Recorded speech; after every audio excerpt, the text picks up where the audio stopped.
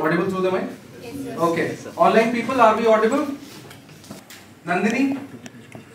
Yes, sir, but the volume is very low. Volume is low? It has been increased the volume. We would request a lot of you to please turn on your cameras, just like we do it in our classes. You don't need to be scared of Prabhu Dayal, sir. Oh. I'm not going to bite ready for it. Yes, sir. So, yeah. Alright, hello everyone. Prabhu Dayal sir, we and Rahul sir welcome you. So, how many of you have seen him already? Okay, where did you see him? In the debate of Rajya Sabha TV, sir. So when now there are other channels. Yeah. So it is not easy to describe a person like Prabhu Dayal sir. So he has been a brilliant student, topper of Allahabad University PSIR department, accomplished career diplomat, and more than that, he is now a writer of 2 books. And we can see him very frequently articulating his points over geostrategy on debates on NDTV, earlier Rajya Sabha TV, which is how I came to know him. And sir began his service in 1976. One reason why you should aspire and to interact with sir is because he was a topper of 1976 batch and he opted for Indian Foreign Service. And since then he has served in various capacities.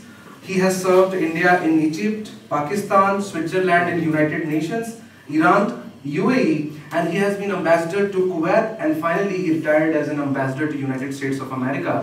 And since then, Ambassador Consul General in New York. Consul General in New York. So we'll talk about what is the difference between a consul embassy later on. And then since then he has been involved in geostrategy, think tanks and articulating his points, as we know. So I would like to request Rahul sir to please welcome Prabhu Dayal sir. And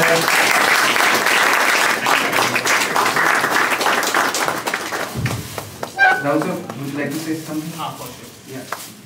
If you will allow me. So, good afternoon to everyone. So, I'll thank sir for coming, and I like that sir should share his wisdom and the practical wisdom with all of you, the young minds, and especially those who are looking forward to join IFS and want to keep IFS as a first service preference. So you can feel free to discuss things with sir.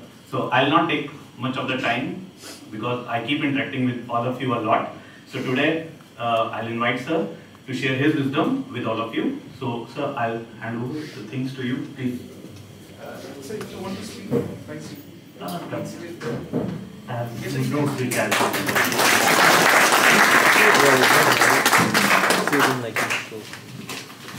Well, dear friends, a very flattering introduction of mine has been given to you. And you have been told a number of things which probably I didn't realize myself. That reminded me of a little story. There was a man and he was going to die. But the authorities were not able to decide whether they should send him to heaven or to hell. The reason was that while he had been a good man, but he was not so good as to be sent to heaven. And while he had been bad in some respects, but he was not that bad to be sent to hell. So they said, okay, we'll give you the choice. They told the man, we'll give you the choice. You decide whether you want to go to heaven or to hell. So he said, can I see both the places? They said, sure. So they took him to one door and he peeped through that. And there were nightclubs and bars. People were having drinks, having a great time, looked very happy. Then he went to they took him to the other door and he looked through that. Very holy atmosphere. There were priests. Everybody was praying. Very saintly place, very quiet. So he thought, yeah, heaven is nice, but I think I prefer hell. They said, sure. They took him to that door, opened the door, pushed him inside, and he was immediately being fried in boiling oil. So he screamed, "What's this? You showed me something else." So they said, "That was the publicity. This is the real thing." So what you have been told about me was perhaps what was given to them by my publicity agent. And I hope that you don't find the real thing to be very disappointing. I'm not here to lecture to you. You have a first-rate faculty which is constantly teaching you the various nuances of international affairs. And this very capable faculty with which I'm in touch very often is educating you in every manner possible to face to the challenges of the UPSC exam. So I'm here to brainstorm with you and, really speaking, to encourage you. Because while the faculty can give you all the wisdom possible, but it is up to you to put in the effort. The buck ends with you. Excuse me, you are blocking the view of the people at the back. Is there something you can do to come to the side? Because the young people at the back, I'm not able to see them. And I would like to see them and like to interact with them. Now, I would also like to tell you that clearing the UPSC exam is a challenge. It's not easy. It was never easy, and it's becoming tougher. So you have to put in absolutely dedicated hard work. There is no scope for laziness. As the Sanskrit saying goes, Alasasya manushana mahan ripu asti nahi suptasya singhasya pravishanti mukhe mriga. आलस ही मनुष्य का सबसे बड़ा दुश्मन होता है. सोते हुए शेर के मुंह में हिरन नहीं घुस जाता है. शेर को मेहनत करके हिरन को पकड़ना पड़ता है. You have to be like the lion and go and catch the prey. You have to put in the effort, and there is going to be a lot of happiness which will come to you if you are successful, and you will also bring that happiness to your parents, to other family members, to your friends, and to all your well-wishers, including your mentors here in the RAU'S IAS Institute. So work hard. Believe me, there is no substitute for it. Now, I've been introduced to you as a former Foreign Service officer. At the time that I appeared, the Foreign Service was the preferred service. In my batch, the top 4, we took the Foreign Service. There were 20 open vacancies. They ended at number 33. It was such a sought-after service. Things have changed. But I still think that the Foreign Service gives you certain opportunities which perhaps no other service does. It gives you the scope to play a global role. It gives you the opportunity to understand what is happening on the global stage and to contribute in whatever manner possible to protecting your country's interests in the international arena. Now, I'm sure you understand what the specific duties and responsibilities would be if you were to join the Foreign Service. But basically, they would all relate to the protection and promotion of national interests.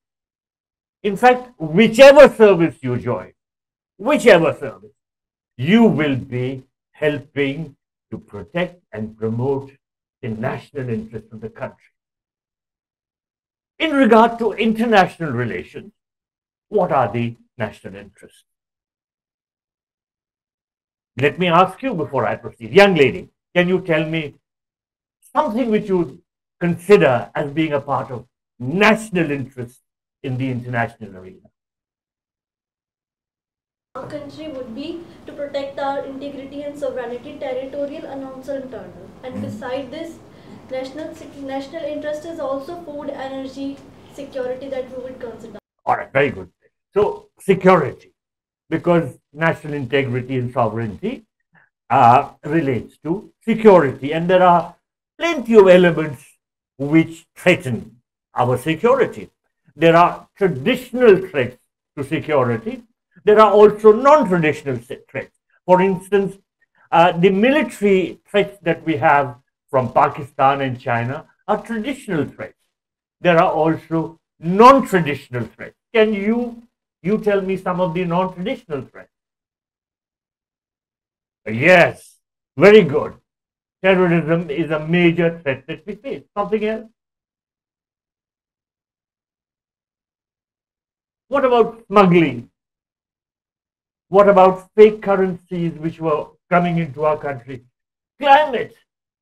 So these are all non-traditional threats, but the country has to be on guard against them. The country has to try and overcome the threats that are faced in this regard. So number one is the aspect of security, how to protect it, and how to keep your country safe. For this, there are various things that you may be required to do. For one thing, you have to first of all assess what the threats are, where the dangers are coming from.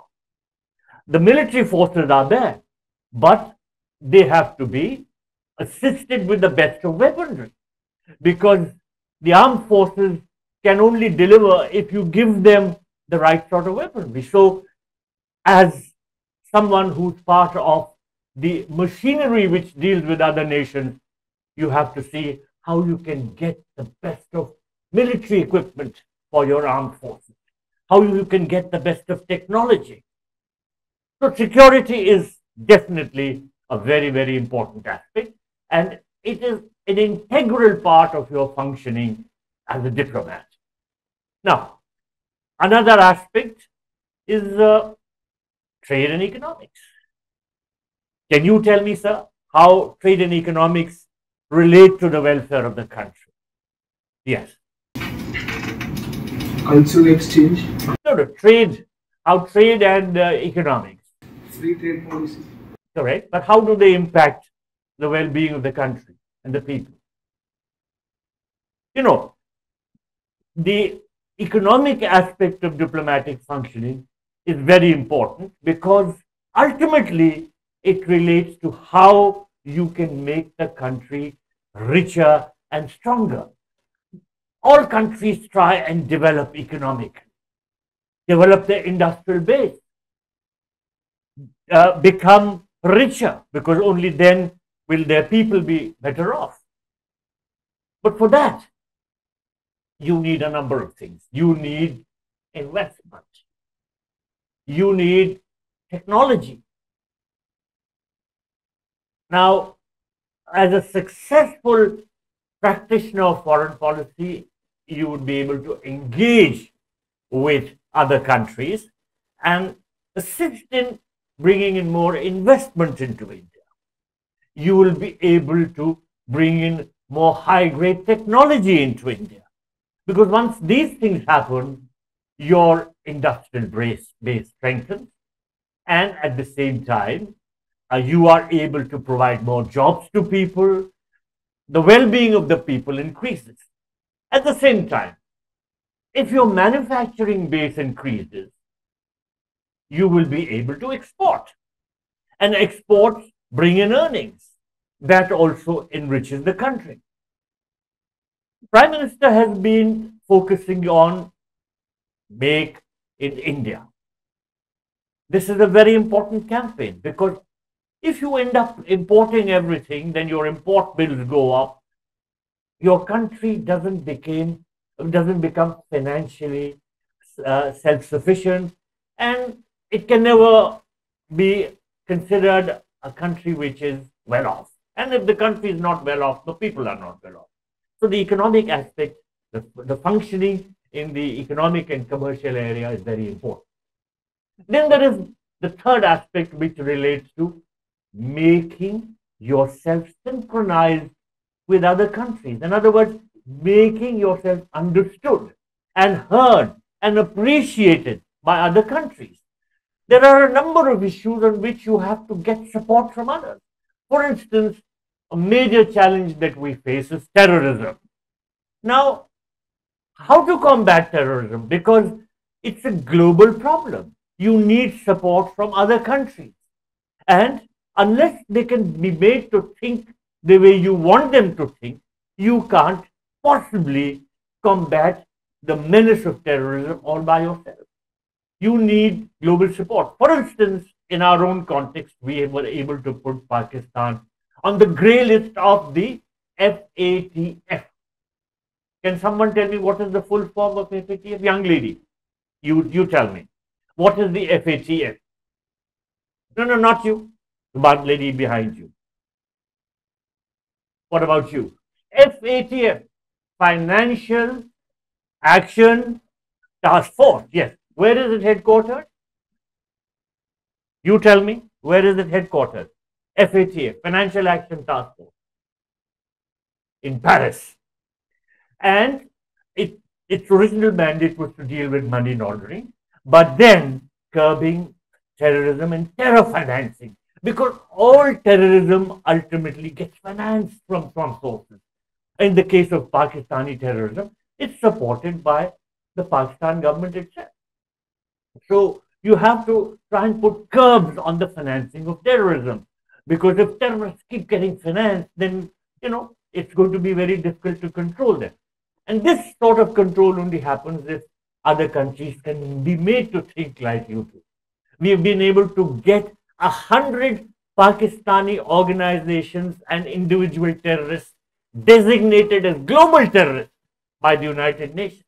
This has only been possible because we have been able to impress on them the dangers from the terrorism which emanate from Pakistan, and we have been able to make them think that we would like them to think. So the third aspect, as I said, is making yourself understood and appreciated in the global community. A fourth aspect, I think, is looking after your diaspora. There are lots of Indians who reside abroad.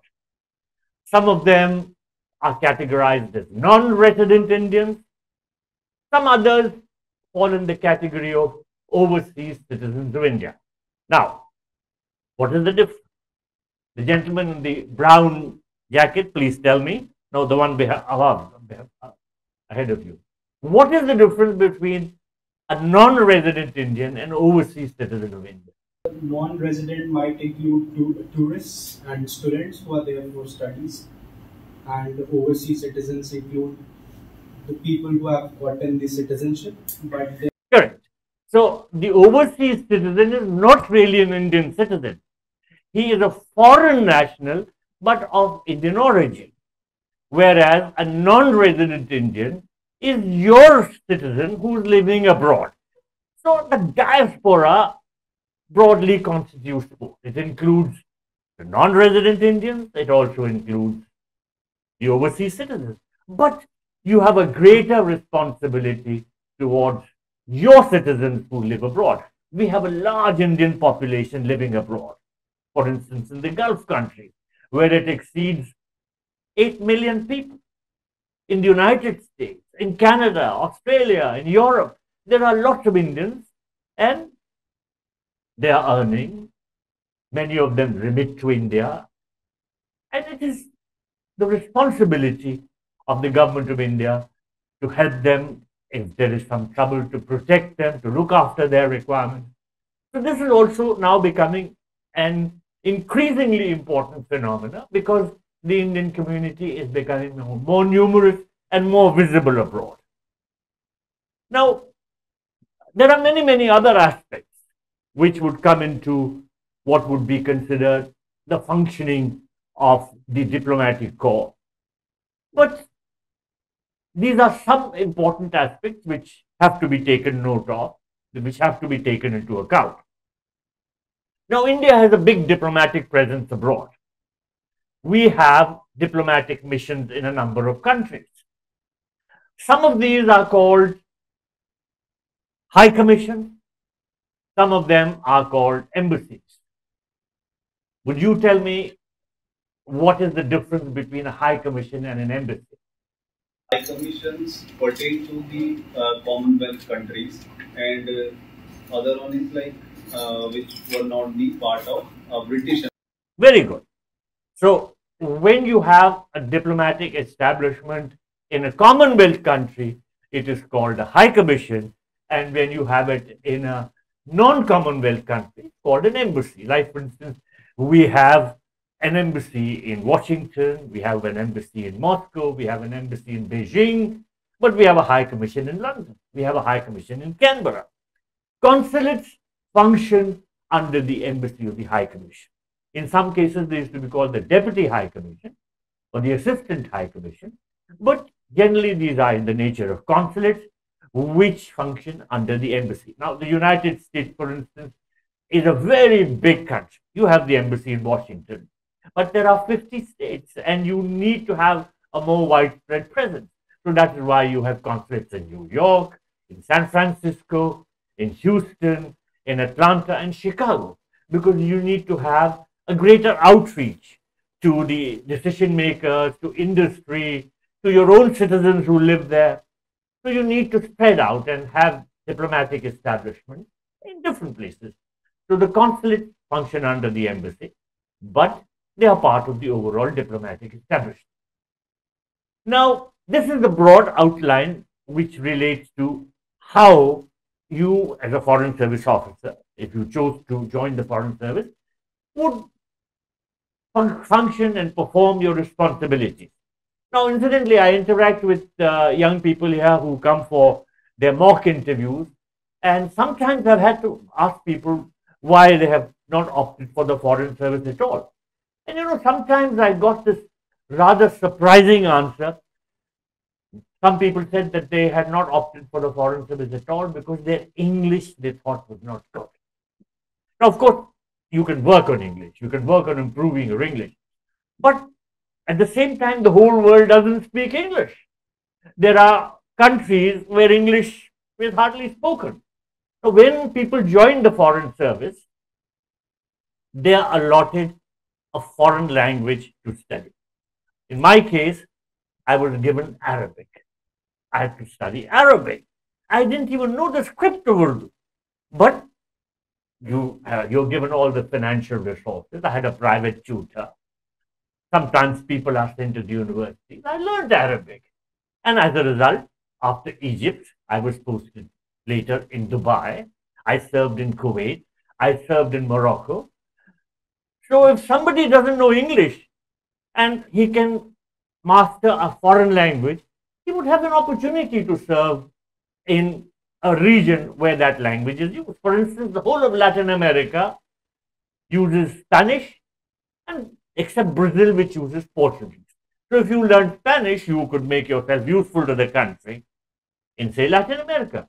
If you learn French, you would be useful not just in Europe, but also in the Francophone regions of Africa. So if there's anybody ever who mentions to you that he or she doesn't want to join the Foreign Service because their English is not good enough, just try to tell them that there are so many other languages which a person who knows English will have to learn and put in the same kind of effort as a person who doesn't know English so well. They could learn that language, Persian, Russian, Chinese, so many other languages, German. You learn that and you can make yourself extremely useful to your country if you decide to. However, we come to the nitty-gritty of function. Now, diplomatic activity comprises two types of engagement: bilateral and multilateral. Bilateral is when you interact with another country on one-on-one. You interact with your embassies, high commissions, exchanges of delegations. Multilateral is when you interact with a whole host of nations together in groupings, either all together like the United Nations or groupings of some countries like the G20, the Quad, BRICS, SCO, SAARC, BIMSTEC, so many others. Both have their advantages and both are necessary. Now, I have found that interaction is extremely successful if it's at high level. In the embassies, we would slog and work, but we would never achieve the sort of results which a high-level visit at the Prime Minister's level, for instance, would achieve. And in many postings, sometimes I was asked, Excellency, we are waiting for a visit by your Prime Minister. Or, our Prime Minister has visited, our King has visited, but we would like a visit from your Prime Minister. Unfortunately, visits by our Prime Ministers were few and far between. For instance, I served in UAE, and Mrs. Gandhi had visited UAE in 1981. After that, there was no visit by a Prime Minister till Sri Narendra Modi, Prime Minister, visited in 2015.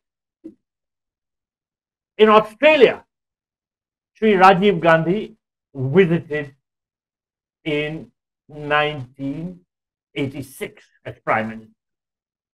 And then till 2014, there was no prime ministerial visit.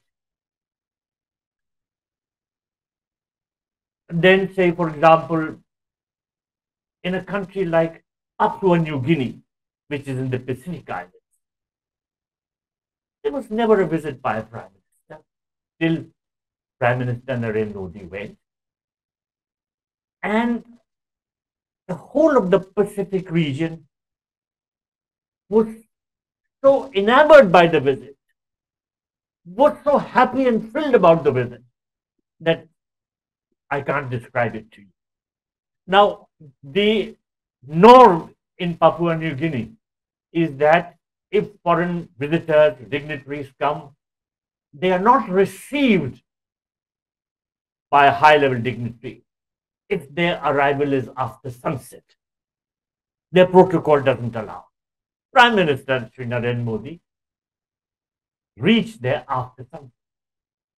But yet, the Prime Minister of Papua New Guinea came to visit him, to receive him. And do you remember what their Prime Minister did? He touched Sri Narendra Modi's feet. He was so happy, so indebted, and he showed his respect to our Prime Minister. So what I'm trying to say is that these high-level visits are very important. I served in Egypt. That was my first post. Egypt was the most important Arab country by far. It had the largest army. It was a big player. In Egypt, Sri Gujral paid a visit in 1997. After that, there was no prime ministerial visit. Dr. Manmohan Singh went there to attend an NAM summit, but that's a multilateral visit. There was no bilateral visit till our Prime Minister earlier this year in 2023, after a gap of how many years? 26 years he paid a visit. So I'm trying to say that these high-level interactions achieve a lot. They are very important, but sometimes they get neglected.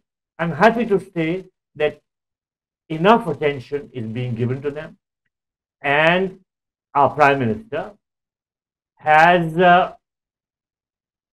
visited 66 countries, and he's made 73 foreign visits, because there are many countries that he has visited more than once. He's visited the United States how many times? 8 times, including, of course, visits to the United Nations. But he has also done bilateral work. He's visited Japan and France 7 times, Germany and UAE 6 times, Singapore 4 times. There are a number of countries which were never visited by our Prime Minister, but he's visited. So the level of interaction now is very vibrant. And as I said earlier, one prime ministerial visit achieves much, much more in terms of goodwill, in terms of concrete results than years of work at the embassy level can. Imagine the kind of visibility that a prime minister's visit gets and contrast it with how much visibility does a country get without such a visit. So, I must say that we are now playing a very proactive role, and that is visible because of the fact that we are being, India is playing its due role on the global stage. So, as a foreign service practitioner, people who join the foreign service would really enjoy what they would be doing because they would be playing a major role in international affairs on the global stage. Then there is, of course, as I said, the multilateral arena. There are meetings which are extremely important. The United Nations is, of course, the biggest stage. But unfortunately, it is not able to play the sort of role that it should because it's a divided house. And the reason for it being so divided is because the Security Council is made up in such a way that there are 5 permanent members and they have veto powers. So they can veto any decision. They can veto any resolution. And this is coming in the way of the United Nations being able to carry out its responsibilities in regard to peacekeeping. Because if the United Nations is so divided and if important resolutions get vetoed, then how can the United Nations perform? The United Nations has ceased to be effective because of the infighting between the P5 and because of the fact that there is no unity among them and they block each other's moves. If the United States tables a resolution, then Russia or China would veto it. If the other side tables a resolution, then the Western Bloc vetoes it. India deserves to be in the permanent membership of the Security Council. We are a major economic power. We are a major power in terms of population, in terms of global role. But a single veto from China would spoil it. And that's why the matter never comes up for consideration because there is no consensus that can be built up.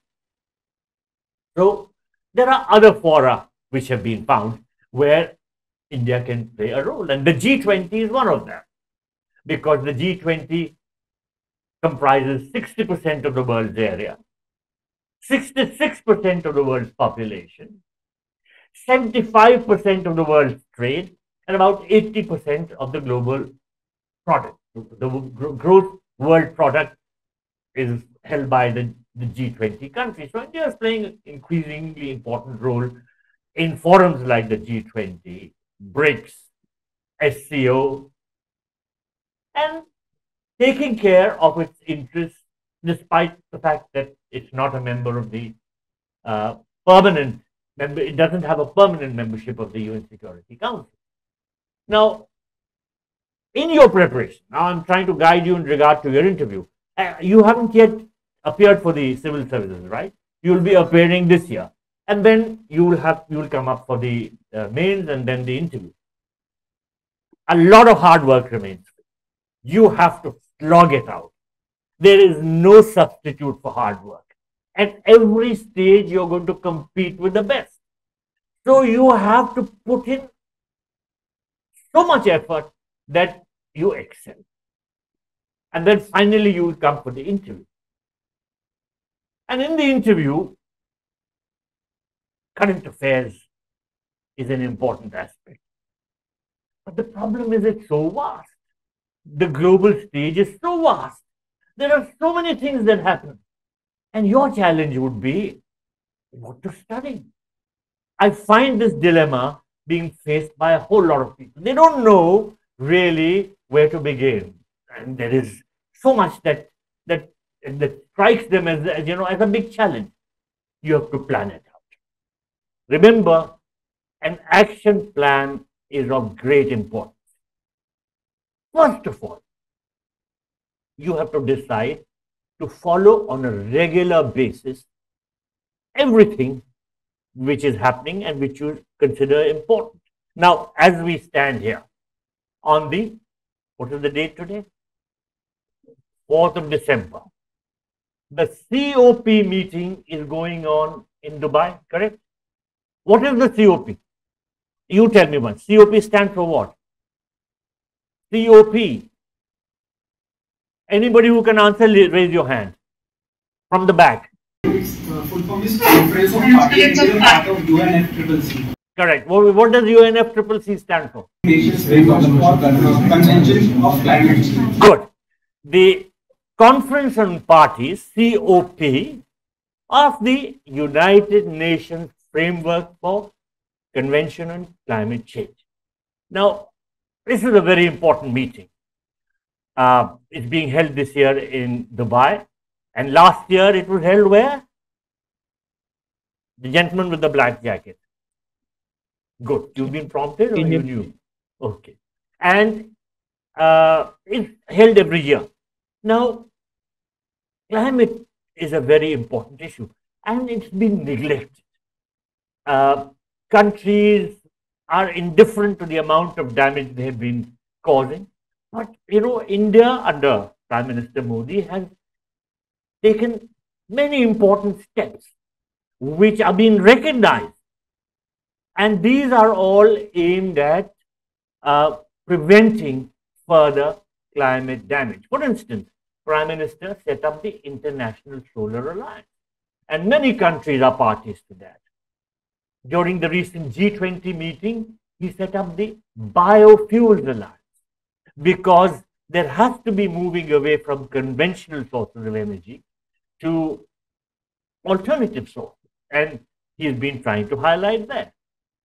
The point I'm trying to make is that COP is a very important meeting, and anybody in your place, suppose you were preparing for the UPSC interview, you would have to see what is of importance which is taking place and what can be done, how do you study it.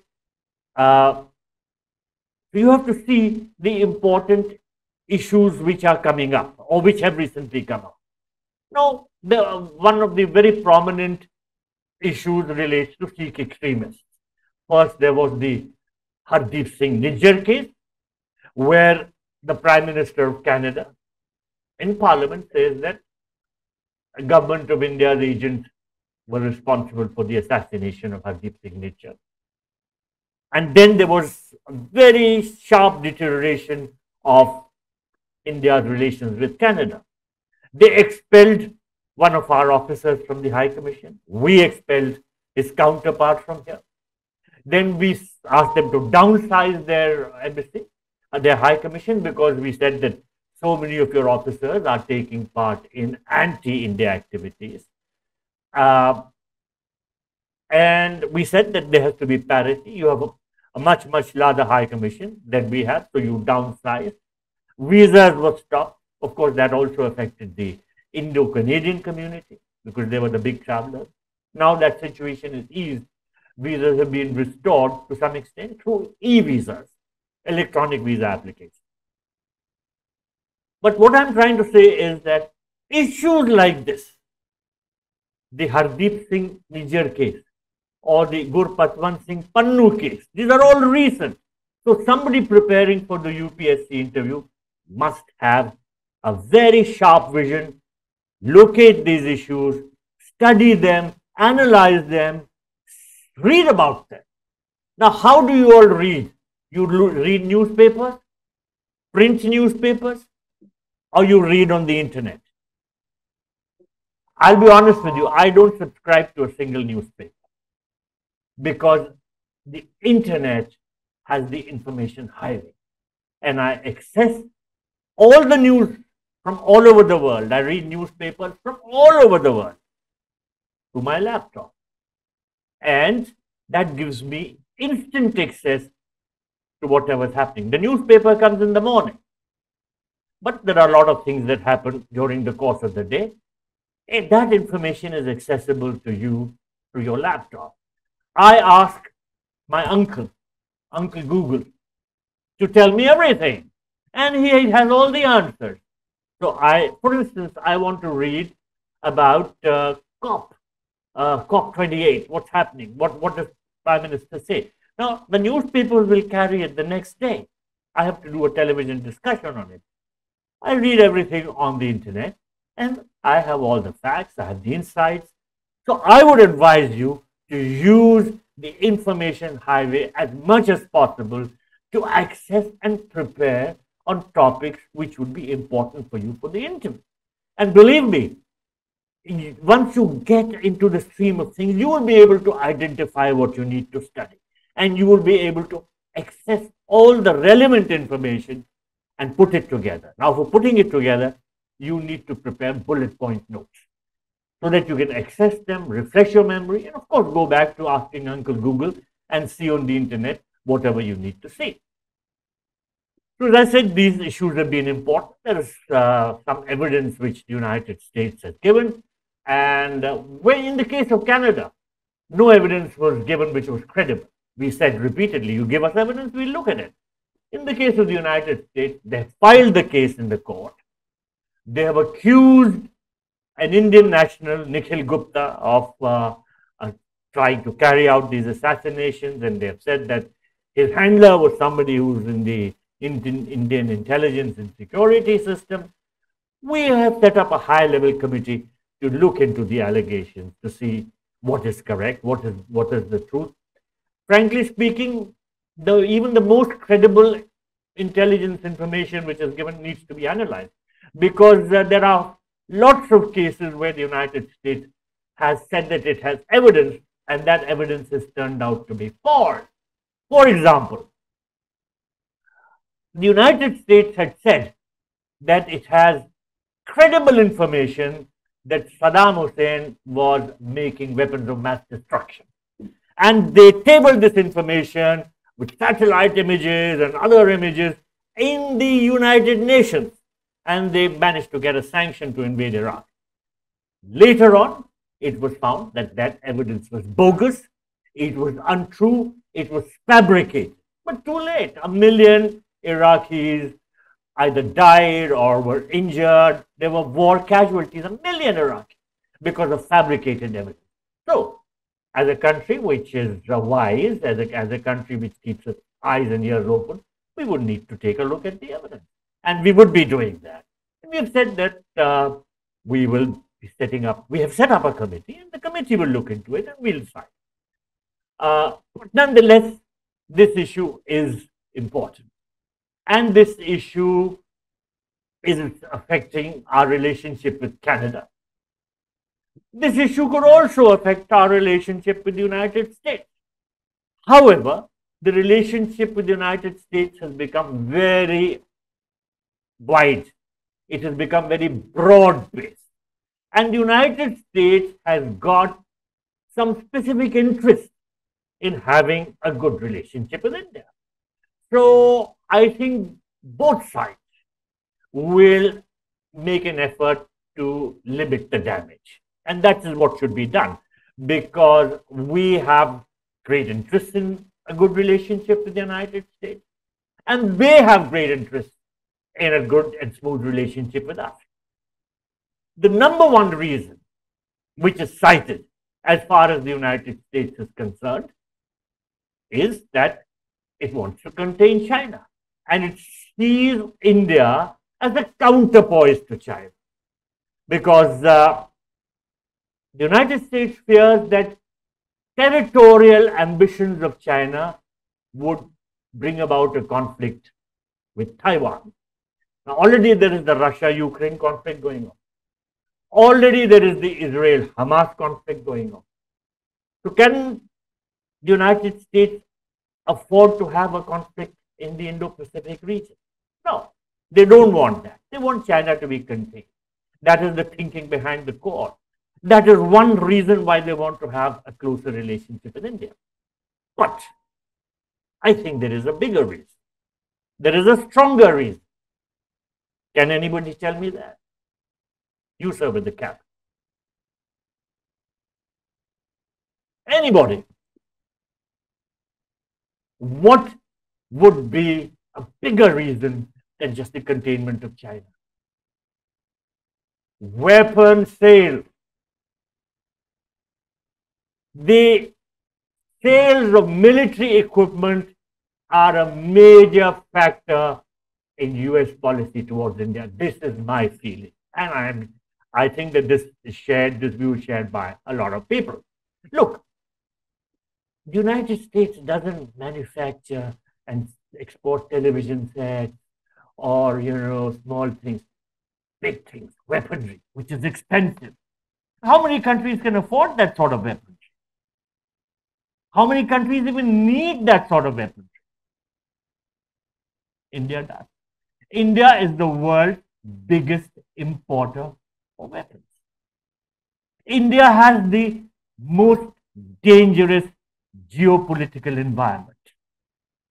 You have a nuclear-powered China on one side, you have a nuclear-powered Pakistan on the other side. Both have very hostile intentions as regards India. China occupies 38,000 square kilometers of Indian territory, and under the Pak-China border agreement, it got more than 5,000 square kilometers. So China is sitting on 43,000 plus square kilometers of India, and it wants to grab more. Pakistan occupies 78,000 square kilometers of Indian territory, and it wants to grab more. It wants the whole of Kashmir. And there are aggressive intentions on both sides, which we cannot ignore. So we need good defense equipment. And the United States knows that. France knows that. And India is seen as a big buyer. And that is, in my view, the number one reason why these countries want to strengthen their relationship with India. Of course, we need that equipment also. But our government, what it's trying to do now is, it doesn't want to buy the equipment as such, as it is, but it wants technology transfer. It wants that the equipment should come to us, the military equipment, but we should manufacture here. Make in India. That is the focus. That, I think, is a correct approach. In such a hostile geopolitical environment, you need to equip your armed forces with the best possible equipment that you can give them. There is no doubt about that. At the same time, you don't want to keep importing that equipment. You want to be able to manufacture that equipment sooner or later. So, transfer of technology is very important. Therefore, in the context of our discussions with the United States, this aspect of technology transfer is very, very important. As you know, when Prime Minister visited the US in June this year, that roadmap for further defense cooperation was highlighted and further expanded. And we are going, for instance, to buy GE-14 engines for our aircraft. But I think what we are trying to do is to get more and more indigenization of the equipment. We want to manufacture the equipment here, and there has to be transfer of technology. And that is where the negotiations become very important. India and the United States have this 2+2 dialogue. You know that.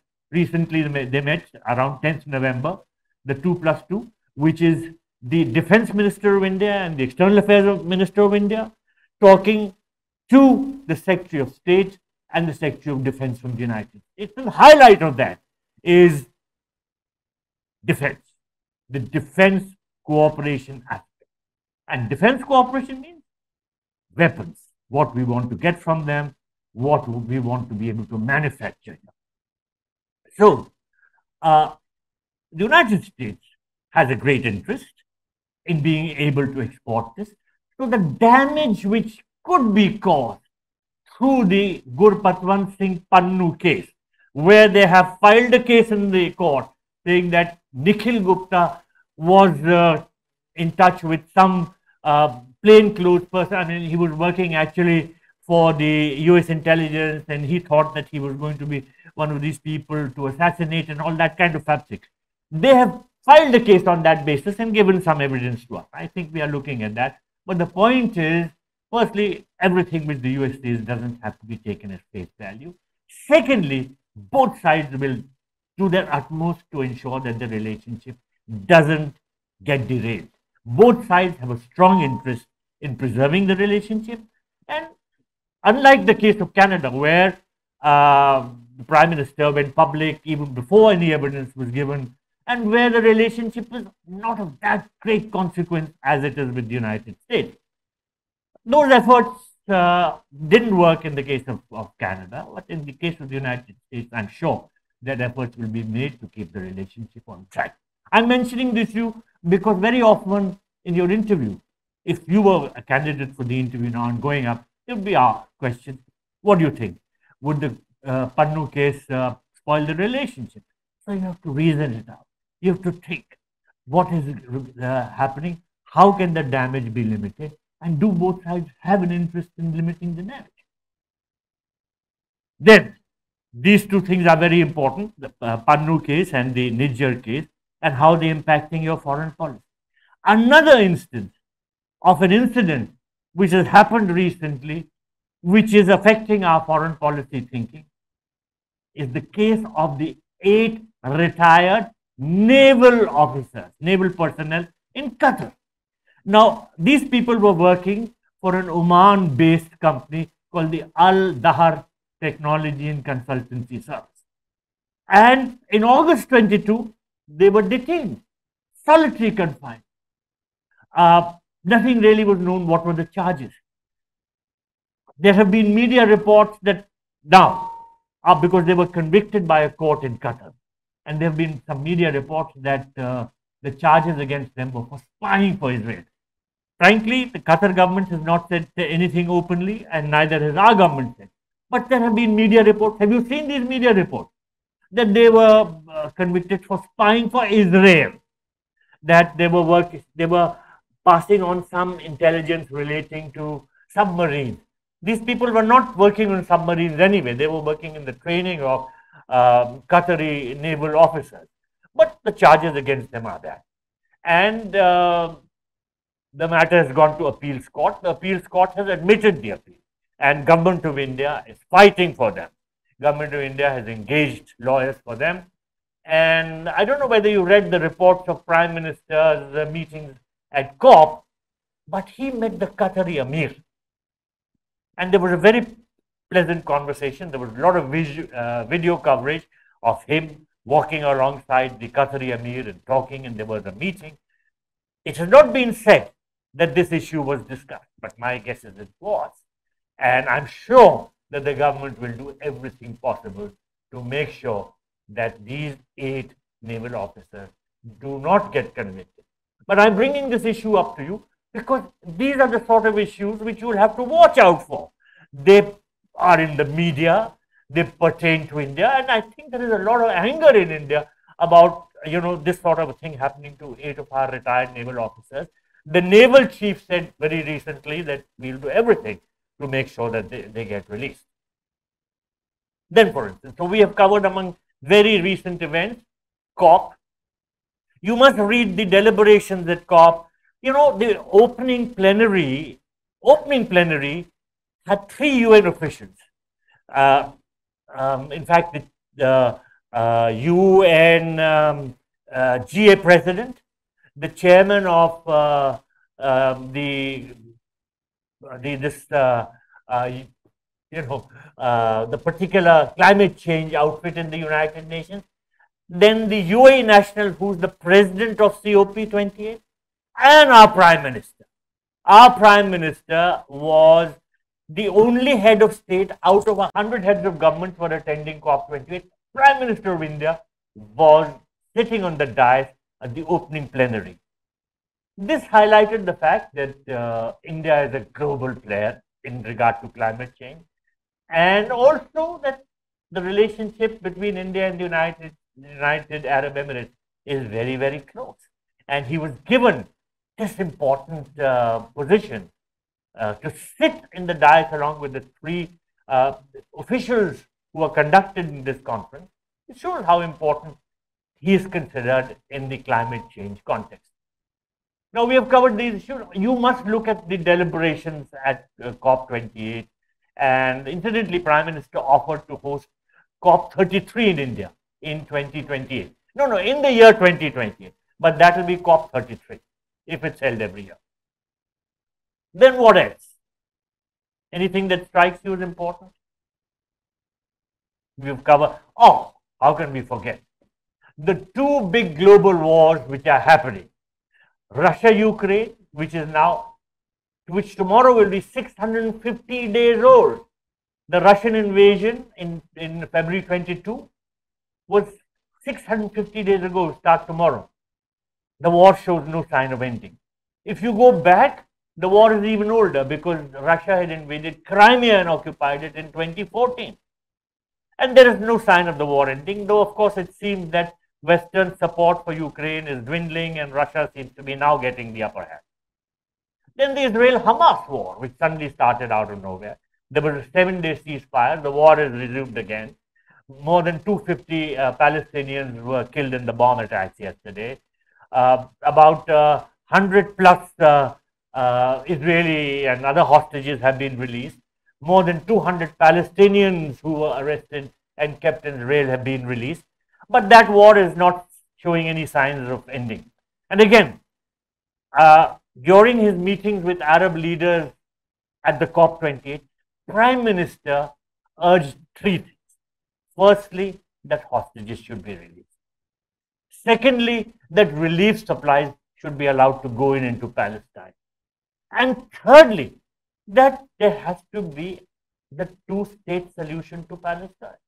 You can't have the Palestinians living as subjects of the Israelis. I mean, they're in a pathetic situation. There was a two-state solution which had been agreed upon, but which has not been implemented, and there is a need to implement that. That is what he suggested.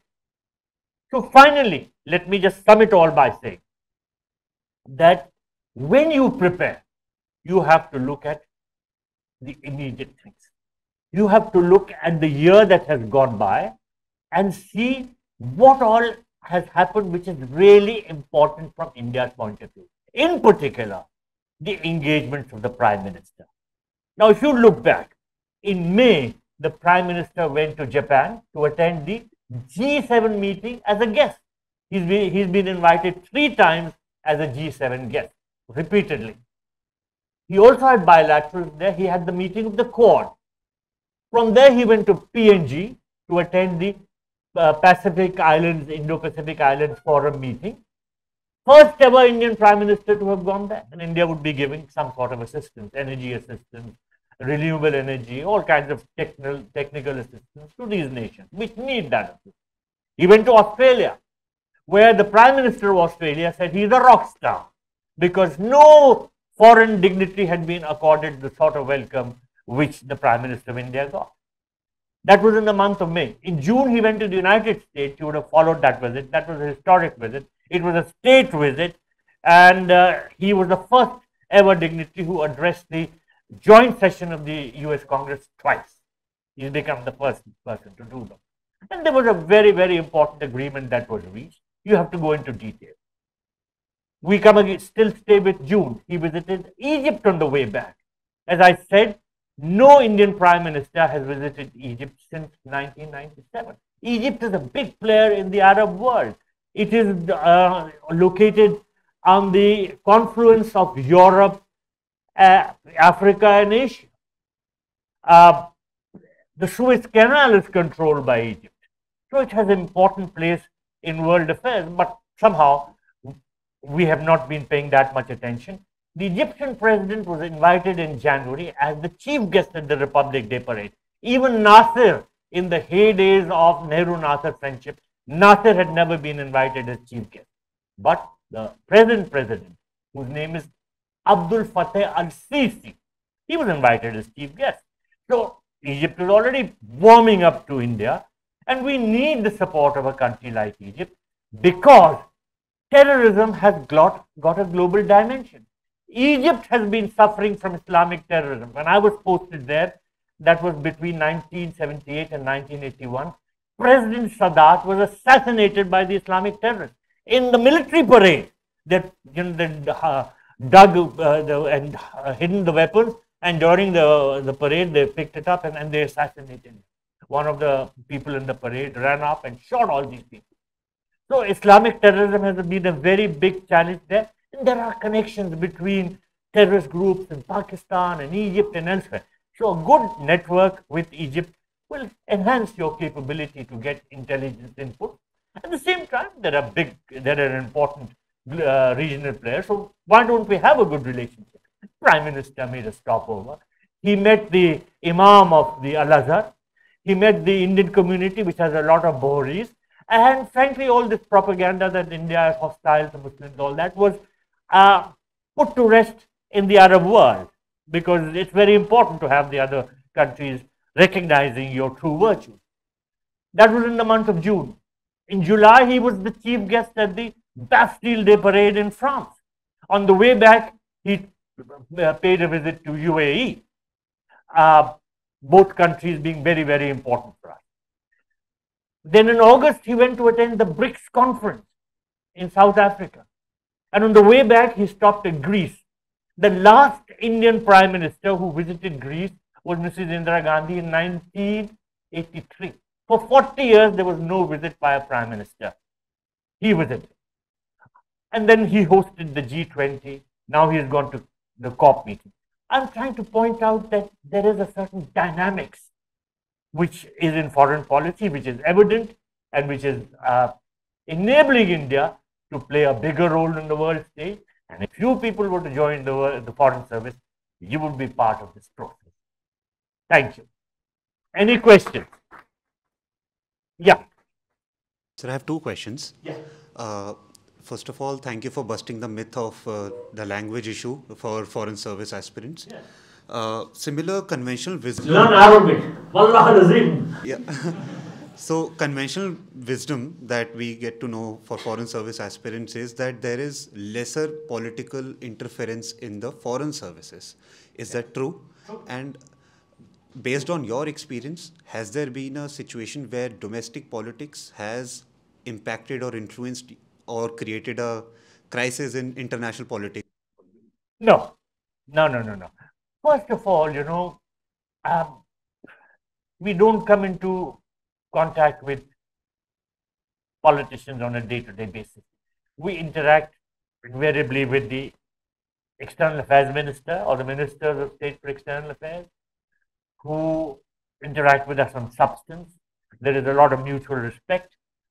Sometimes what we come across in the districts as happening doesn't happen in the Foreign Service.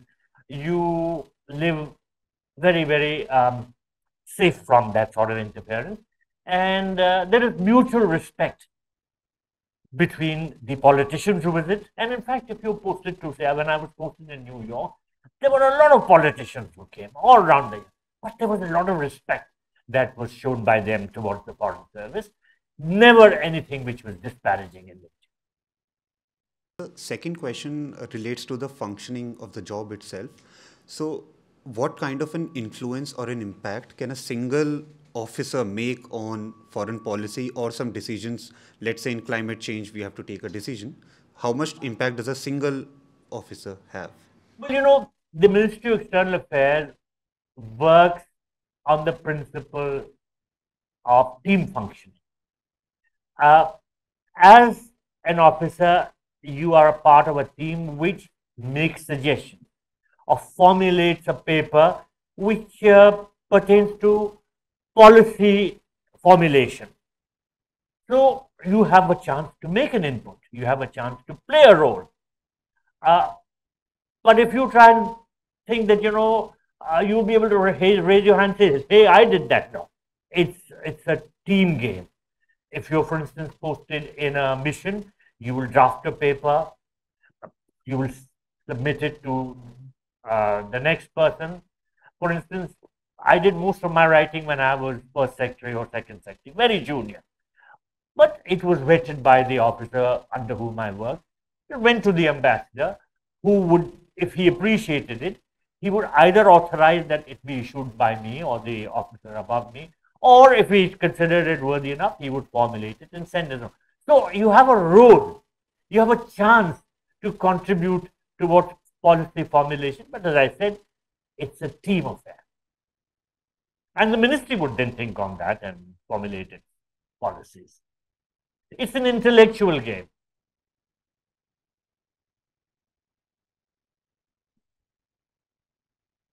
Hello, sir. Good evening. Sir, I want to add on Gutpant Singh Pannu case. My view on that US doesn't want to create a Frankenstein monster like they did in the case of China. They want to show India their place. Just you will be always subservient to us. So be below than us. It's a tactic to arm twist India. This is my view. I might be wrong. Well, you see, it's like this. The US is nobody's friend. That's a simple truth. They are friends with you when they need you. At the moment, they need India because they are trying to contain China. Their policy is containment of China. They see China as a country which is indulging in territorial expansion, and they see it as a country which is indulging in economic expansion. India faces the heat on both counts. We are facing Chinese expansionism across our borders. We are facing it in terms of economic matters also. They are flooding the markets and they are damaging our own capacity to increase our economic prowess. But will the US be an all-weather friend? I think we know it also that in international affairs, there are no permanent friends. There are no permanent enemies. There are only permanent interests. The US's interests at the moment on some matters synchronize with us. So everything is looking hunky-dory. But if they can make up with China, for instance, if their differences with China get relatively stabilized, then their importance for India will go away. And we know it too. So we realize that when the buck ends, we have to take care of our security interests ourselves. And that is what the government so emphasizes. Make in India, self-reliant. You can't rely on any country to be able to meet your security needs. The problem with China, more than anything else, would be across the Himalayas. Their aggression will never stop. Neither will Pakistan. I've served in Pakistan and they would say that they will take revenge for Bangladesh. Openly. I was at a party where the spokesperson of the Pakistan Army, his name was Brigadier Siddiqui. He says to me, Mr. Dayal, in 15 years' time, you will not recognize the map of your country. You know, meaning that they were trying to break away Khalistan. There was a lot of, the Khalistan was all their work. At that time, the fencing and all was also not there. Mr. Dayal, you will not recognize the map of your country in 15 years. So I said, Brigadier, if I'm not able to recognize the map of my country, it is because your country will cease to exist. It will join us. He shut up. He shut up. But you know, it was always a day. Serving in some of these countries can be very difficult. But while it's a challenge, you have to overcome it. Pakistan is a country where there is excessive surveillance. When I was there, I used to have a small blue Toyota Corolla, and there were two people on a motorbike who would always follow me wherever I went. I remember a chap with a beard and a tall chap. So one would drive, the other one would sit up back. No matter where I went, they were behind me. I was used to be reminded Mary had a little lamb, and everywhere where she would go, the lamb would follow also. They were like that. So one night I was returning from a party. Those days, social life in Pakistan was still possible. Now it's all virtually finished. It's so bad you can't stir out at night and go and have dinner parties and come back. But I was coming back from a dinner and my car got a flat tire. Now, I had never changed a flat tire in my life. So I didn't know what to do. So I stopped, and these guys who were following me behind, they also stopped maybe about 25 yards behind me. So I didn't know. Then I got a brainwave. You know, I don't get brainwaves so often, but that day I was lucky. So I walked up to them and they got a little flustered. Why am I coming? I said, please come and change my tire. So they were, what? I said, look, जब तक मेरा tyre नहीं fix होगा मैं नहीं जा पाऊंगा, और मैं नहीं जा पाऊंगा तो आप भी नहीं जा पाओगे, तो हम सब यहीं फंसे रहेंगे और आके हमारे मदद करो, टायर चेंज करो. They came, they changed my tire. I drove home. They saw that I was back home. Then they. So there are these funnier sides of the situation, and you have to learn to laugh. You know, when I was posted in Pakistan, I was there for 3.5 years. My twins were born there. My twins are now 40. They live in America. They are American citizens, but they were born there. And it was a time when Pakistan was under Ziaul Haq, and he was bringing about Islamization. You know, this whole process of Islamization, increasing the number of these madrasas and all, was all through him. It is in his time. So Pakistanis had a great sense of humor. You know, they were living under martial law, but they knew how to make fun. In their parties, we used to have a lot of fun. Incidentally, diplomats were allowed liquor. The Pakistanis loved liquor. They were not allowed to have. So our parties used to be big hits. If you invited a Pakistani, he'd bring 2 friends along with him also, because they were all fun. Anyway, so the joke was that somebody rings up President Ziaul Haq, midnight. President wakes up. He says, President Saab, mera television theek kar do. So President Ziaul gets very angry. He says, what is this nonsense, you know? Show it to a mechanic. He says, no, मैंने सब mechanic को दिखा दिया, वो कहते नहीं हो तो प्रेसिडेंट ही ठीक करेगा. अरे और टीवी वालों को दिखा दो, मैं उनको बोल दूंगा पाकिस्तान टीवी को. नहीं नहीं, उनको भी दिखा दिया, वो भी कुछ नहीं कर सकते. वो कहते हैं कि आप ही ठीक करो. तो President Ziaul was very curious. He says, क्या खराबी है? तो कहता मेरे टीवी में एक मुल्ला घुस गया, वो निकलते ही नहीं, उसको आप ही निकाल. This showed how people were frustrated and about the, you know, how the television channel, it was only one TV, Pakistan TV at that, not private channels, how it was being used by Ziaul Haq to only spread Islamization and all that. But the people had a sense of humor. They would laugh. And, you know, Zia was a martial law person, and he would not allow elections. So the joke again was that Zia's barber goes to shave him every day. And every day while shaving, he says, general साहब election कब करा रहे हो? तो कहता है हम 1 महीने में करा देंगे, 6 में करा देंगे. So one day when this barber asked him the question कि जनरल साहब आप इलेक्शन कब करा रहे हो, तो Zia gets very angry. He says, क्या तुम तो बार्बर हो, तुमको क्या मतलब मैं इलेक्शन कब करा रहा हूँ? तो he says, नो मैं जब इलेक्शन कहता हूँ तो आपके बाल खड़े हो जाते हैं, मुझे शेव करने में आसानी होती है. So Pakistanis were full of humor. You know, they were like us. But they were living under a military regime, and unfortunately, that process of Islamization in that country has destroyed, you know, the indoctrination which the younger generations have gone through. At my time, there were still a lot of people who would joke with us. Now, India is viewed only as an enemy. The hostility has increased many, many times. And you see what the result is. They are spending their resources on financing terrorism. All these terrorist outfits are getting the budget from the army. The country is bankrupt. And now the people themselves say that, look, we are just going around with a begging bowl everywhere, and we are reduced to a laughing stock. They realize it. But there's nothing they can do about it. Because Pakistan is a deep state. What do you mean by the deep state of Pakistan? You tell me, sir. No, behind you. The deep state of Pakistan. The deep state of Pakistan means the armed forces, the intelligence, and now these religious outfits. But basically the armed forces and intelligence, they run it. The civilian government is just a puppet. It is totally under control. And because the deep state is not accountable, it can do what it likes, and the country has gone to the dogs. That's fortunate. Anyway, it's been great talking to you. It's just brainstorming, it's just loud thinking, it's trying to share some experiences and make you think that the foreign service is not a bad career. And yeah. How to deal with, you said diaspora is one of the main factor in IR.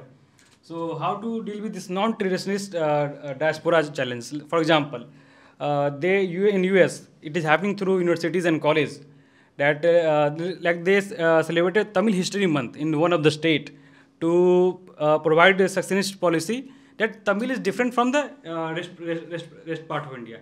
Same, they try to outsource and link the Dalit activism, revive activism in US university. So this kind of non-traditionalist diaspora challenge, like Sikh extremism, we can see it openly happening on the streets. But what about happening? What about those things that are happening in the colleges? So how do India? Now, of course, they say we have freedom of speech. This is their normal excuse. No, we can't stop our people from doing all this because we have freedom of speech in America. The fact of the matter is that if the same thing were being done here, vis-a-vis America, for instance, then they will make a hue and cry and we will try and put a stop to it. So, there is unfortunate vote bank politics.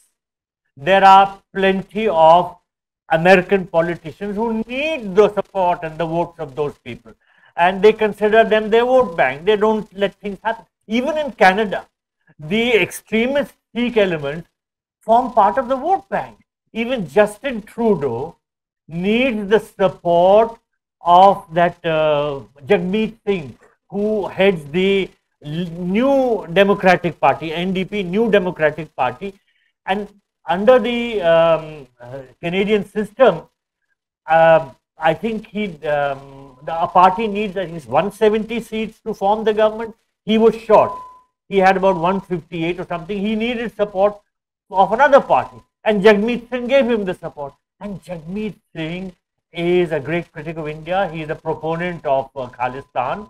And therefore, Justin Trudeau is dancing to his music. Justin Trudeau goes to all these Sikh functions and does Bhangra with them and all that. And just does what Jagmeet Singh wants him to do. That's the unfortunate part of it. Vote bank politics. Anything else? I'd love to answer your question. Yeah. So firstly, thank you for enlightening our minds with your service experiences. Sir, you mentioned Pakistan. Sir, when we speak about Pakistan, there is always a question about POK. Yeah. So, sir, do you think India is ready to get back its territory and conquer it back? You know, India and Pakistan signed the Simla Agreement after the 1971 war. This agreement was signed in 1973. And it says that the two sides will resolve all their differences through dialogue. This matter was also again emphasized in the Lahore Declaration, which Prime Minister Vajpayee signed. So, taking anything back by force would be contrary to the spirit of the Simla Agreement. For the same reason, Pakistan's aggression is also something that we take to the international community and say they are violating the Simla Agreement. Now, Pakistan every year makes a noise at the United Nations about Kashmir and says that the UN resolution on Kashmir is not being implemented, and that UN resolution had called for a plebiscite. Correct? Of course, we say that events have been overtaken and that now the Simla Agreement says everything has to be settled through bilateral negotiations and the UN resolutions are dead. But if you look at the language of the UN resolution, you will yourself be able to point out to Pakistan, which we did, you know, when I was serving in the Indian mission, the permanent mission at Geneva, in the Human Rights Commission, I used to handle human rights. Every year, the Pakistanis in their statement would talk about human rights violations in Jammu and Kashmir. In fact, before I proceed, let me tell you a little joke about it. Every year, they used to talk about human rights violations. And then the situation became so bad that no matter what agenda item was there, the Pakistani would speak and say, you know, human rights are being violated in Fiji, but just as they are being violated in Jammu and Kashmir. Human rights are being violated in Chile, just as they are being violated in Jammu and Kashmir. Human rights are being violated in Palestine, just as they are being violated in Kashmir. So we got sick, and my boss I told him that, please, you read out this little thing that I have read. He was reluctant. But what I had written was, Mr. Chairman, we would like to raise a point of order. I would like to tell you a little story. There was an essay contest organized for international students. And the topic of the essay was the elephant. The British student wrote on the elephant and the British Empire. The Indian student wrote on the elephant as an endangered species. The American student wrote on the elephant as a business proposition. The French student wrote on the love life of the elephants. And the Pakistani student wrote on the elephant and the Kashmir problem. So the whole hall in the Human Rights Commission laughed. And we said that we regret the tendency on the part of the Pakistan delegation to bring in the Kashmir issue into unrelated agenda items. After that, they stopped doing that. However, they talk about plebiscite. They talk about UN resolution. Now, if you look at the UN resolution, it says that Pakistan will withdraw its armed forces and the raiders who have come into Kashmir. They should withdraw. After they do that, then India will have to withdraw its forces, etc., etc. And then it says once all that has happened, then there will be the plebiscite. Now, if step 1 has not happened, Pakistan is not withdrawn, how can step 2 happen? And if step 1 and step 2 have not happened, how can step 3 happen? So now we have started to point this out. I wrote about it in my book, Karachi Halwa. How? Karachi Halwa, because while halwa is sweet, वो हजम नहीं होता मुझे. That's why I named the book Karachi Halwa. I wrote about it in detail, and now we have started using this argument because people have not even bothered to read what the resolution is. The moment UN resolutions used to be mentioned, we used to be, no, hold on. Look at the language of the UN resolution. Pakistan must withdraw its forces. After that, we will withdraw. And once all that has happened, then there will be a plebiscite conducted by the UN. Simple as that. They didn't withdraw, so the matter ends. So I hope that answers your question. So, yes. Over here, sir. Recently, the Home Minister on the floor of Parliament, as well as the External Minister, both have recognized migration as a destabilizing agent in the Northeast. And considering the current PDF offensive against the junta, the intensity has only increased. So while you have talked a lot about India pursuing interests in far grand... No, I've talked about Pakistan and our neighborhood also, yes. But are we, is India committing a mistake of ignoring its own neighborhood while... No, India is not ignoring its neighborhood. I think there is a policy which is under formulation and under consideration, how to deal with the situation in the Northeast. Unfortunately, there are various aspects which interfere in the implementation of the policy. You know it as well as I. But I'm sure that things will get checked and things will improve. Yes, sir. And on migration as general, not just to Northeast, migration has been a problem everywhere in the world. So consider, how do you balance the humanitarian aspect of accepting refugees while considering... It's a complicated issue because, for instance, the West was very open to receiving refugees coming out of war situations in the Middle East. But now there is a movement against it because they feel that there are problems which are arising and that this sort of migration should be discouraged. Even countries like Germany. Germany was very open to allowing people to come in who were considered as people who had undergone human rights violations. But now there is a movement against that. So every such act sometimes leads to problems. Like allowing in refugees leads to problems on the ground. And therefore, these matters impinge on the domestic situations and have to be handled by policymakers. But in the Foreign Service, you will deal with the migrants from here who go and work abroad. Many of them are humble workers. I was Consul General Dubai, I was Ambassador Kuwait. Humble Indian workers, their problems will take up all your time. and they really need all the helping hand that you can give them, because they work in situations where they're totally under the control of their domestic masters, their local masters, and they're not even able to come and approach you for assistance. So if and when you get some information, you have to really get cracking. There is a lot of action that needs to be taken, a lot of steps which need to be taken to help these humble workers. It's the person who's working as a mason or in other humble situations who needs all that.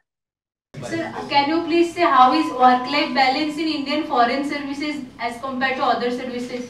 Work balance. Work-life balance. Life and it's wonderful. It's an intellectual service, first and foremost. And you are forever required to keep yourself abreast of what's happening. I think it's a very challenging and enjoyable. Sometimes there is a misrepresentation of the foreign service.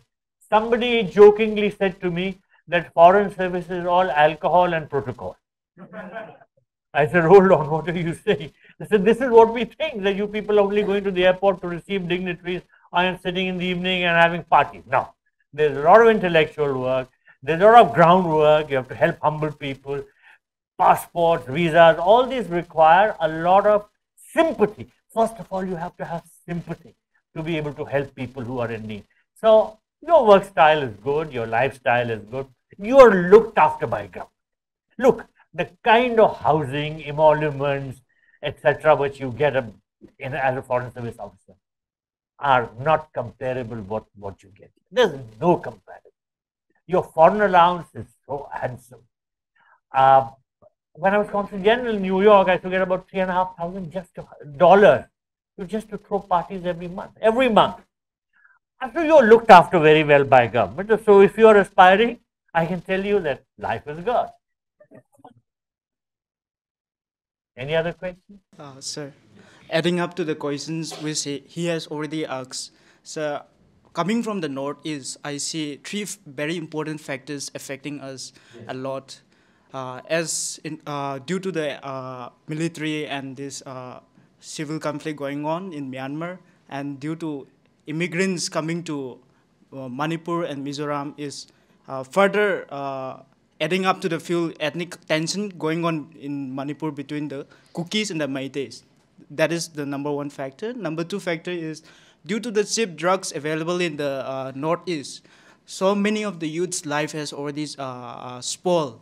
And how is Indian government through diplomacy working towards it? And the third thing is the continuing insurgency in the region and how it is affecting the region a lot. Not just India, but even ASEAN countries are very, very unhappy with what is happening in Myanmar. There is a conflict which is going on, firstly between the armed forces and the rebels. There are a lot of Indian, anti-India elements which are entrenched there, and they keep posing a lot of problems for us. So that situation in Myanmar is not going to go away so easily. China is playing a very negative role. China is doing everything possible to keep that the pot boiling over there, to keep making mischief, because China doesn't get hurt. Which countries get hurt? We get hurt. Thailand gets hurt. Other countries around Myanmar, they get affected. So Chinese mischief is to a great extent responsible. They are the ones which are giving weapons to the insurgents and infiltrating into India. So, of course, the ASEAN countries and India, if they work together, maybe some early solution can be found. But yes, you're right. There is a serious danger to our Northeast, which is posed by these elements. Yeah. So, my question is regarding your deliberations, like you deliberated upon China, as economic prowess is really known across the globe, China's economic prowess. So my question is like, there are many warmongers in India, and it is like on the street, it is a day-to-day discussion that when India is going to fight with the China, both militarily and economically. So, sir, as a seasoned diplomat, and I just want to understand your perspective. Is there any possibility of war with China? And if there is any, then where would you see India in terms of gaining something out of it, or in terms of losing something, or that matter forever? Because keeping in mind the economic prowess, like it is some around $20 trillion economy, China, and we are just crossed 3 trillion. So from that perspective, sir. Well, there is an old saying, if you want peace, be prepared for war. You have to increase your capability for defending yourself against China. And that, if you notice, is what the government is doing, and which has troubled the Chinese. We are strengthening the infrastructure near the line of actual control. We are building roads, we are building other infrastructure projects so that we can assist our troops and prevent Chinese incursions. This is what the Chinese don't want. The Chinese have been doing everything to strengthen their infrastructure. But the moment we started doing it, they first created trouble in Sikkim, then also in Doklam. And they wanted to do everything to prevent us from developing the infrastructure. So we fought back, and the Chinese realized that a war with India is not in their interest. So I don't think there will be a war. I don't think so. However, the Chinese use their proxies, and the Chinese trouble us through Pakistan. Pakistan also will not fight us directly, but Pakistan wages this terrorist warfare, the covert warfare. And a lot of it is funded by China. The weaponry is coming from China. So China will not fight us directly, but China will fight us through its proxies. And as regards China being wealthy and there being so much, China, through its economic policies, brings other countries under economic colonization. Look at what happened in Sri Lanka. Its debt to China increased so much that it was just not able to pay the annual repayment. And sorry to interrupt, but sir, that will again go against our interest, na sir? If China is under, Sri Lanka is under Chinese control, so ultimately that. So what did we do? We assisted Sri Lanka monetarily. We gave it aid. We gave it loans. We gave it credit. We negotiated with the IMF behind the scenes and assisted Sri Lanka in getting the IMF bailout package. Correct. So we realize that if Sri Lanka goes more under China's control, that will damage our interests. So we are doing everything possible to help neighbors keep out of China's clutches. Unfortunately, that's not always working. Pakistan is neck deep, they're bankrupt, and although they consider China as their all-weather friend, but that same friend is sinking them in debt. But China will not listen to us. वो मर जाएंगे लेकिन वो हमारी बात नहीं सुनेंगे. Yes. Thank you so much, sir. Thank you. Good evening, sir. Good evening. Right. Sir, just a small question, and thanks a lot. My question would be that quite a few number of times you mentioned that the intellectual aspects of the service are very important. Could you, expand on that and tell us exactly what sort of habits that we can develop in the present time so as to be able to, like, one thing that I can imagine probably is that being abreast about, the current affairs, and something more than that, the more you're interested, the better it will pay you off. So that is one thing. If you could also delve a little bit deeper into the intellectual aspects of what is it that we will be doing in the services, even if it is a bit let's say, secretive sort of. Okay. Could you hear the question? You could. What is to be done regarding acquiring knowledge, whether one should indulge in that pursuit? You know, I will quote to you a Sanskrit shloka.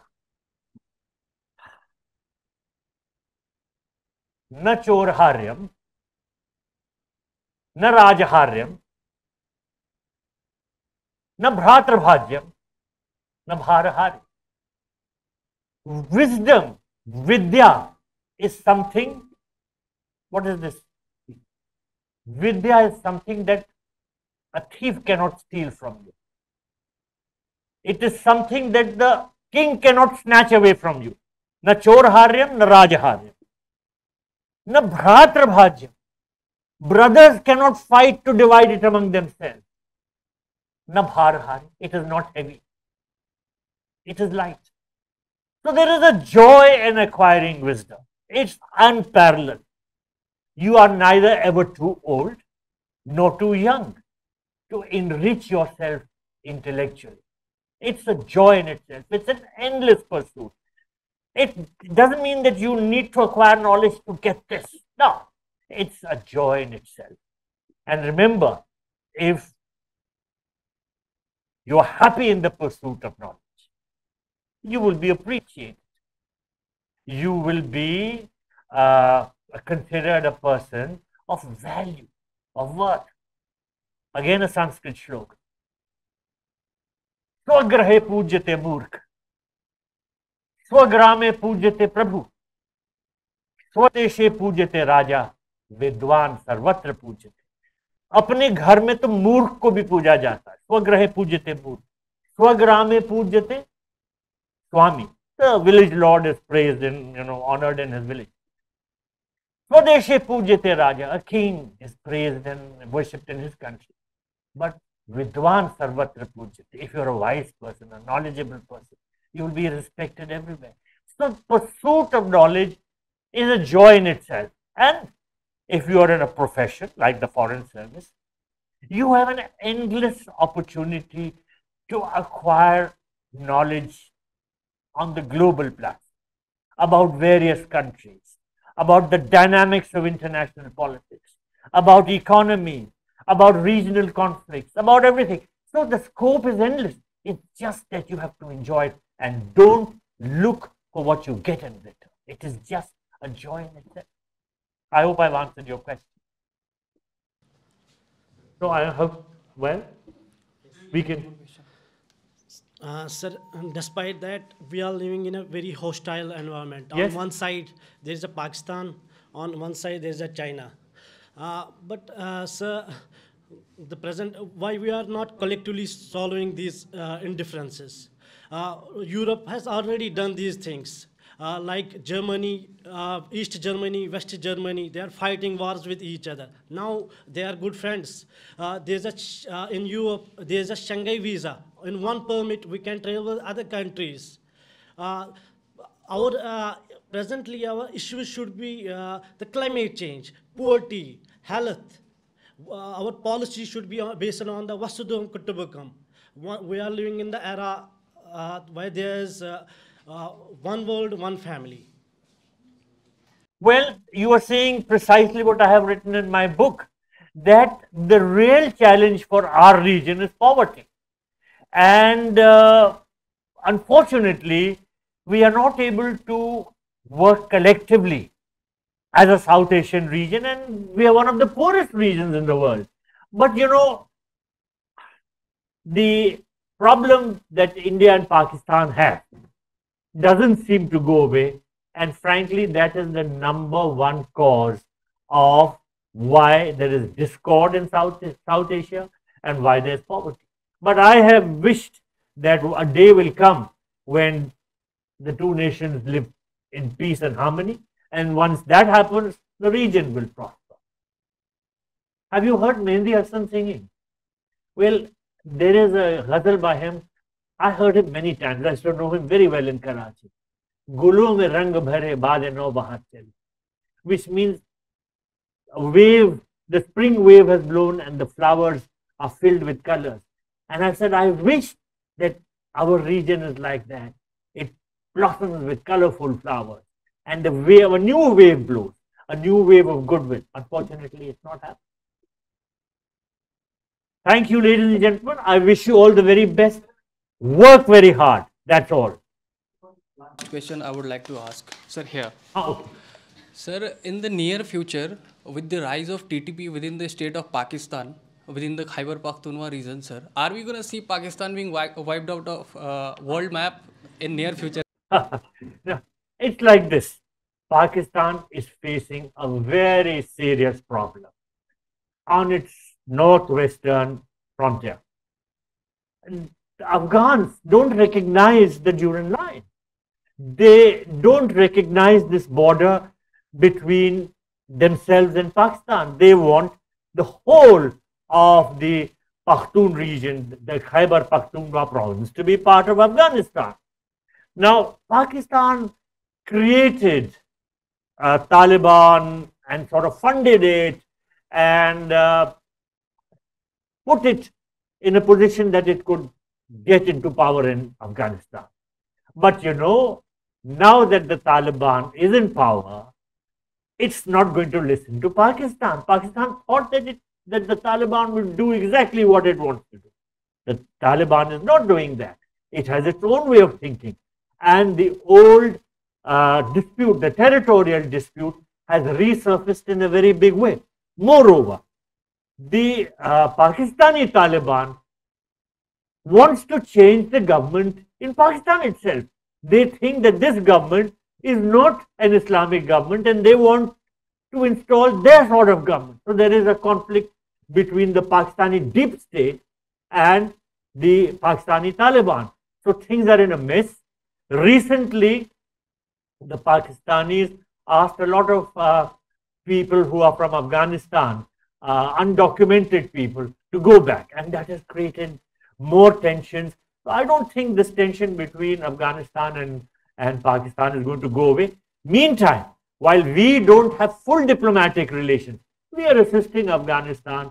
We have given them 250 tons of wheat and about 25 tons of medicines, things that they need, because our assistance to Afghanistan is based on humanitarian considerations. Pakistan was using Afghanistan for its territorial ambition. Things are in a state of confusion. Let's see where we go. Somebody else wanted to ask a question here? I'm sorry, one last question. That will be the last one. You will be tired of listening to me. I can talk till tomorrow. I'm a diplomat. Yeah. Good evening, sir. Thank you Good for evening. the brainstorming session. Sir, I would like to ask two questions. The first one would be overlapping with what my fellow mate asked you. So you mentioned that sympathy is a very crucial value which is important for an IFS officer. For What are anyone. some For other... anyone. Yes, sir. And so I would just, as an aspirant, I was curious to know what are some other values which UPSC would be looking in us, especially from the perspective of an IFS officer. And so my second question would be on the guiding principles of India's foreign policy. As we know, sir, that India has been very strong on our grounds of the policy of Madhyam Marg. But the current changes in the geopolitical arena it's been very difficult to protect national interest with this policy. So there is a change in India's policy. So will this shift to of India's policy will be a temporary shift, or will India permanently shift the modus operandi as a foundational value? Will India permanently shift from the policy of Madhyam Marg to some other policy? Thank you, sir. Well, let me first answer your first question. What would the UPSC be looking at if you were an IFS aspirant? Not just an IFS aspirant. The UPSC will be looking at certain qualities in you if you are to be selected for serving in government. First and foremost is honesty. Sometimes people are afraid to say that if they are asked a question, they are afraid to say, I don't know. Now, they end up giving an answer which amounts to a bluff. which is guesswork, and which betrays the fact that they are trying to put a fast one. Now, the UPSC, I'm sure, doesn't like that. Honesty is very important in functioning. Like, for instance, if you were invited, you were attending a meeting convened by your secretary, and something was being discussed, and you are handling it, and you ask some question, and you don't know, and you give the wrong information, and decisions are taken on that basis. Imagine the mess that can be created. So you're not supposed to try and cook up something. If you go before the UPSC in the interview, never be afraid to say, I'm sorry, I don't know that. Honesty is more important. At the same time, if you don't know an answer, you shouldn't let that shatter your confidence. You are not Uncle Google. You don't know everything, can you? I don't know everything either. Nobody knows everything. But if you don't know, then have the guts to say, I'm sorry, I don't know. That's a better thing to do than try and cook up an answer. Now, I hope that answers your first question. Yes. Well, to some extent, yes. Before the UPSC, try and be honest, try and be confident. But at the same time, if you're asked a question, articulate precisely, don't waffle, don't beat about the bush, stick to the point and answer in a brief and concise manner. Believe me, articulation is very important. I don't know what is the system now, but I was from the Allahabad University, and we had a strong debating tradition. There was a debating rostrum. Every week we used to have a strong debate, a very passionate debate, great speakers. Then there were two discussion forums. One was called the Elysium. Elysium is the place where heroes go to, martyrs go to after they die. But we were all alive, we were not dead. This was a weekly discussion. Somebody was given a topic to speak, and he was given like half an hour to speak on that subject, and then everybody would ask him questions, and they would be question answers. That gave everybody practice in speaking. A third one was called the group. It used to meet on another day of the week. So we had a lot of practice sessions. We all were getting a lot of opportunity to speak, to discuss. You people, I don't know whether you have opportunities like that. If not, you create these. Are you all living here nearby? To create these forums, you meet, discuss, talk. And because when you go before the UPSC, you should not be shy about speaking. You should not be having any problems in communication. Articulation is very important. When you go before the UPSC, make sure that you can put across your point in a brief, articulate, and convincing manner. I hope that answers. Yes, sir. Thank you. Thank you. So are we done, or there's somebody else there? Sir. Okay. My question is, sir, the change in government in Maldives, that is Muju government, which is pro-China, will it impact our security in Indian Ocean? Well, the Chinese are always up to mischief. You know, the Indian Ocean is witnessing Chinese expansionism in a very dangerous manner. I'm sure you all have read about China's string of pearls. It is developing a way to control the entire Indo-Pacific region by developing these ports and bringing them under its control. Hambantota in Sri Lanka, Gwadar in Pakistan, right up to Eritrea, up to, North Africa, the Horn of Africa, and from the Chinese mainland, it has developed ports which are used by its naval forces. Now, while Malay has tried to reassure us and that the Chinese will not be using, but with the Chinese, you never know. If Malay tries to stand up to China, then it may land up into other problems, financial problems. China has been practicing checkbook diplomacy, and a number of countries are so indebted to it that only later, when their debts become unsurmountable, do you realize that these debts were so big. We don't know what is the state of the Maldivian debt to China, but certainly I'm worried, because if there is a pro-China government which asked us to pull out our soldiers, and what were these soldiers doing? They were helping to sort of maintain those helicopters or whatever we had over there. They want them out. Certainly this shows Chinese pressure, and Chinese pressure in the Indian Ocean region threatens us. So we have every reason to feel concerned about the change of government in the Maldives, but I'm sure we will take care of whatever happens. Are we done? Thank you. Now, last question.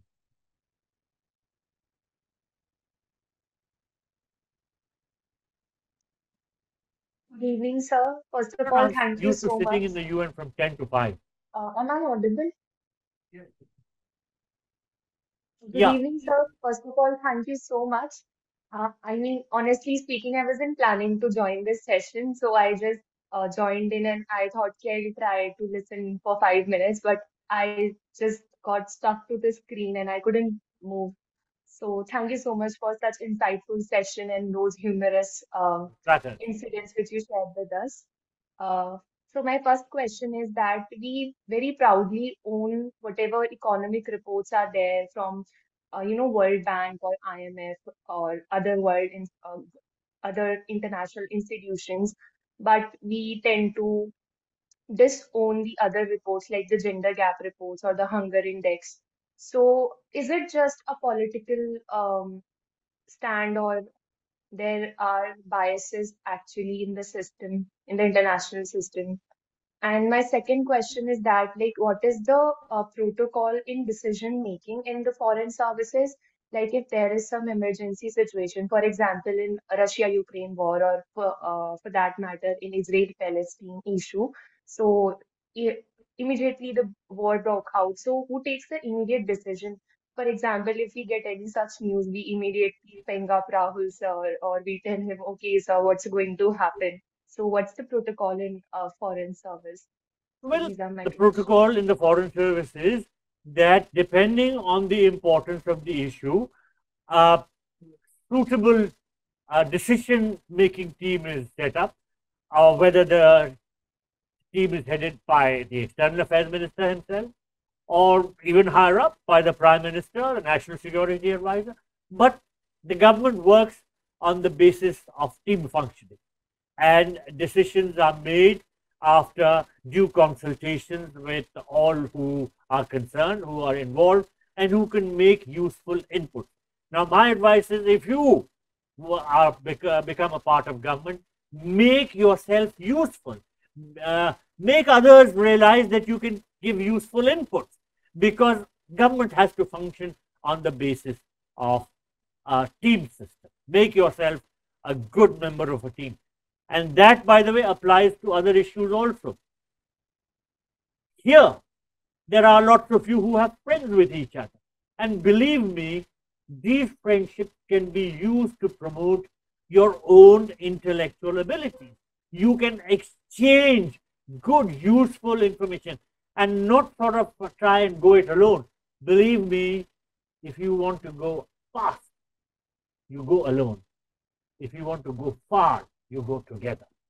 Togetherness is important. You have to work as a team with each other, help each other, and maybe all of you will succeed. That is important. I hope that answers your query. Oh, I didn't know about the second.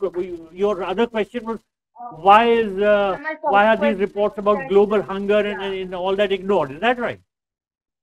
Yes, How do sir. you say it is ignored? The government does everything possible to work on these inputs, take them into account, overcome the challenges, but the challenges are humongous. They're so big. You know, at the same time, there is a lot being done to assist the weaker section. And it's up to us also as individuals to try and help those who are in need. Government does whatever is possible. So please don't think that all these reports are totally ignored. No, they are factored into the formulation of government policy. Believe me. Thank you. Yes, sir. Any other questions? Now, I have my last bit of advice.